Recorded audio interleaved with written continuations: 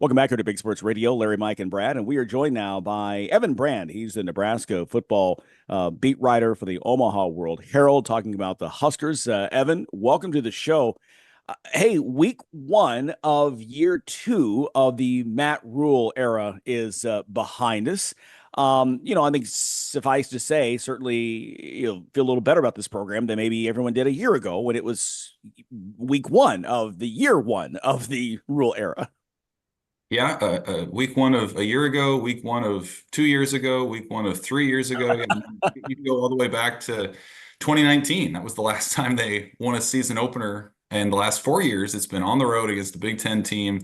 You're 1-0 right out of the gate. And that is never a great vibe for a program or a fan base. So I think people were excited just to be 1-0. And then just the way that they did it. I mean, Nebraska showed the ability to do some things, especially on offense, that it has not shown the ability to do for a number of years. Dylan Raiola looked really good as a true freshman, making his college football debut at quarterback. They have some bigger bodied receivers than they've had. He had a connection with Jamal Banks right before halftime. That was this goal line fade, the likes of which Nebraska just hasn't been able to execute in recent years. So you combine all that with a veteran defense, special teams that did not get in their way this time. And it was sort of one of those throwback openers where Nebraska, I think, ultimately had 107 guys see the field on opening Saturday. So good win for them. And the fan base, for once, is feeling good past Labor Day. So Dylan Raiola, we've seen him get compared to Pat Mahomes. He certainly carries himself with a confidence that is otherworldly. How fair is that to put a freshman into that type of expectation? Because it seems like nobody would be able to live up to that.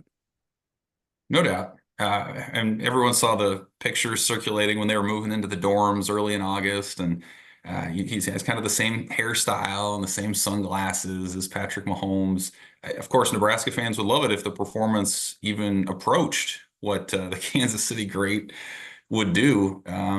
But I think a lot of that is external expectations. Like internally, Nebraska, I think, looks at things and says, hey, a year ago, we led the country in giveaways and quarterbacks couldn't hold on to the ball, fumbled snaps, misreads. So like the expectation from Nebraska coaches has been, for the most part, take care of the ball, make the right read.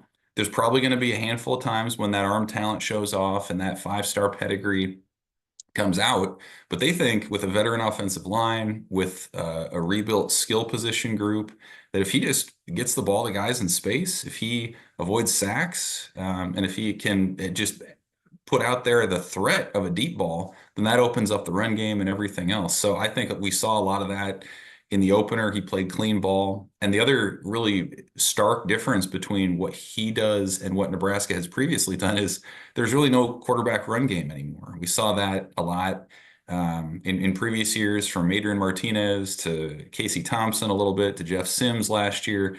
They have no interest in doing that with Dylan Raiola. They think he can execute all the throws. And so it's a different look. And again, like, I don't think the expectation is Heisman contender right out of the jump. If you can be sound, if you can make the routine plays look routine the way he did, Nebraska likes where they are, and that's what happened here in the opener.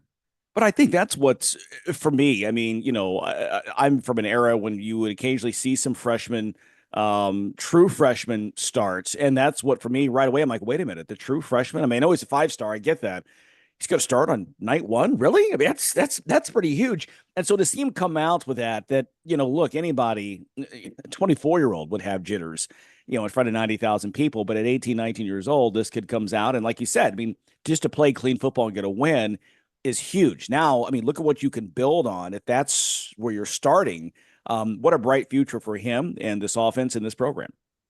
Yeah, for sure. And I think the other thing, when you talk about Raiola and his demeanor and his poise, like, it goes back to his upbringing too. I mean, you can't really talk about his story without mentioning his dad, Dominic, whose name is on the north facade at Memorial Stadium, who spent more than a decade in the NFL. And Dylan grew up around NFL quarterbacks, and just kind of learned what that was like. And his own playing days, he played at high school in Georgia and in Arizona and in different spots. He's been in national all-star games and showcases. So like this moment for him isn't as big as it would be, I think, for most people and most high school quarterbacks making that transition to college. So the mental piece is there. You hear him talk at media availabilities. He says the right things. He has just the right amount of sort of self introspectiveness, but he also can talk about his teammates and really is there to win. And so, I mean, this is a guy that Georgia wanted and had for a time, a guy that Ohio State wanted and had for a time, and a guy that Nebraska most definitely needed at that position. And so it does sort of open the range of possibilities of what Nebraska can be when you have a trigger man who has all of it, the talent, the background to help Nebraska get back to where they want to be. Red Grange wasn't just a football player, he was a legend. Discover the untold story of Illini great Red Grange in a new novel by Doug Vilhard called The Golden Age of Red. This captivating book takes you back to the 1920s when a humble young Illinois player transformed into the galloping ghost and electrified the nation. Get your copy of The Golden Age of Red by Doug Vilhard today. Available on Amazon and wherever books are sold. Looking at the context of last year's Colorado game, how fired up is Nebraska to play the Buffaloes and greet Dion with this year's Cornhusker team? Yeah, the debate locally has been like, where is this game going to stack up in terms of like crowd intensity at Memorial Stadium? And anyone who's been to a Nebraska game knows that Husker fans sort of stand out for the Nebraska nice element. They're going to give a round of applause or even a standing ovation to opponents. They often did that when they would roll through teams in the 90s and the early 2000s.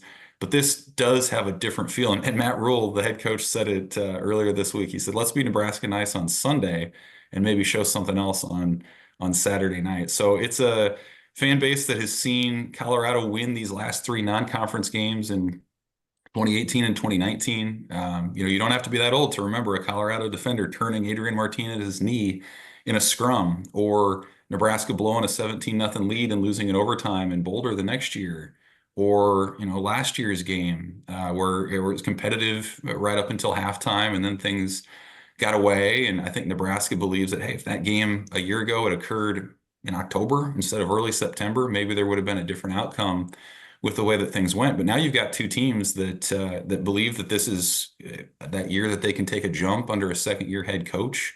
Nebraska certainly does. It's a huge recruiting weekend for them.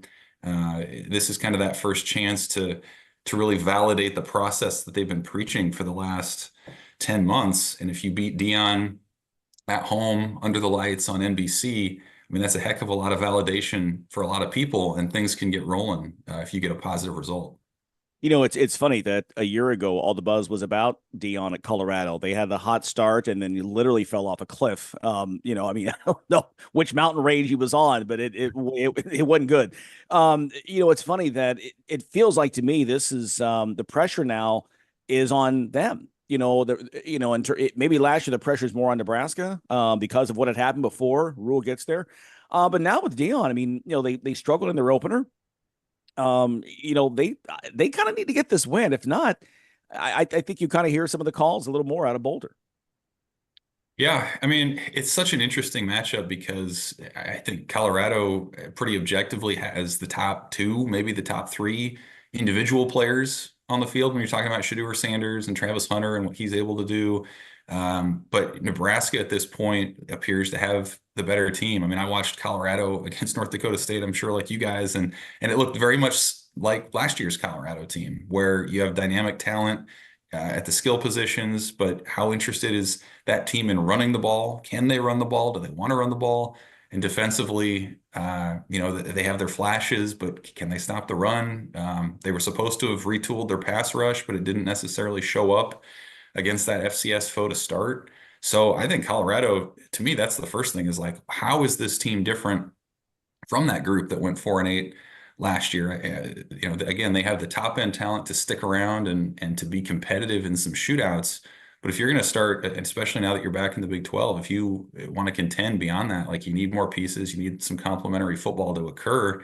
And Colorado just hasn't proven that yet. And so I think Nebraska feels more comfortable in that kind of situation. They're going to absolutely be fine with running the football on offense and getting after the quarterback defensively and just kind of doing what they do without a ton of flash. So, to me, it is like the interesting part about this game is how does the loser handle it? If Nebraska loses, man, that's a ton of momentum that gets slowed down. If Colorado loses it, hey, you're 1-1, and boy, how do you? What's the message coming out of that from Coach Sanders? So really fascinating game. It's going to be electric. Yeah, the viewership on television from a year ago was top 20 in college football. I would expect something similar. Should be a fun game. Yeah, we can't wait, and we're a little envious. You'll have a better seat than we will. Evan, thanks so much for joining us. Hopefully, we catch up with you again later on this season as the Huskers move toward this second year. I mean, I know all of us here, we talk internally that we expect some big things out of Nebraska this year. We're big fans of Coach Rule and what he's done, and obviously, what a turnaround already, just like you said, just in the second year there. But we appreciate your time. Have fun on Saturday. Appreciate you guys. Thanks. All right, thanks so much. Once again, that's Evan Brand. He is the Nebraska football beat writer for the Omaha World Herald. Make sure to give him a follow on X, Evan Brand, OWH. He does some great work out there. And again, big things happening in Lincoln this season. More to come. Keep it here. This is Big Sports Radio.